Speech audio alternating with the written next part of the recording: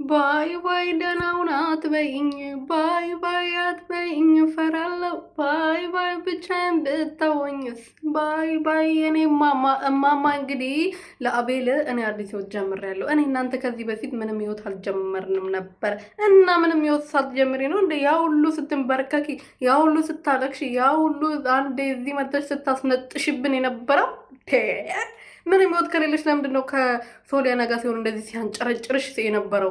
ለምንድን ነው ስትንበረከክ የነበረው? ህይወት ከሌለሽ ራሴን አጠፋለሁ ብለሽ ለምን በረኪና አነሳሽ? ህይወት ከሌለሽ አጃይባ ነሽ አንቺ ሴትዮ። አረ በዛ ገደላችኝ። ምንም ህይወት የለኝም አላለችም። በረኪና ይዛ መጣ። ራሴን ካለጠፋ ሞቼ ይገኛሉ ያለች ሴትዮ። አሁን ደግሞ ከአንተ ጋር መሆን አልፈልግም፣ ከአንተ ህይወት መውጣት ፈልጋለሁ። እኔ እናንተ ምንም ነገር አልነበረንም። እኔ አዲስ ህይወት መጀመር እፈልጋለሁ ብላ ለአቤል ተናገረች። አቶ አቤል ደግሞ ለአንቺ ያ ሁሉ ዋጋ ተከፈለ የነበረው አንድ ቀን ተንበርክካ አበባ ሰጠክ። ምንድን ነው ዋጋ የከፈልከው? ምንም ዋጋ የተከፈለበት ነገር ሳይገባችሁ ነው ዋጋ ትላላችሁ እናንተ ዋጋ ፊት ማለት ነው። ሰላም ሰላም ቤተሰቦች እንዴት ናችሁልኝ? እኔ ያለ እግዚአብሔር ይመስገን። በያላችሁበት ሰላማችሁ ብዙ ትረፍረፍ ይበልልኝ። የእነዚህ ሰዎች ድራማ እያዝናናኝ እያሳቀኝ ስለሆነ ነው እየሳኩ ያሉት። በጣም ይቅርታ አድርጉልኝ ወርቆቼ ማሮቼ።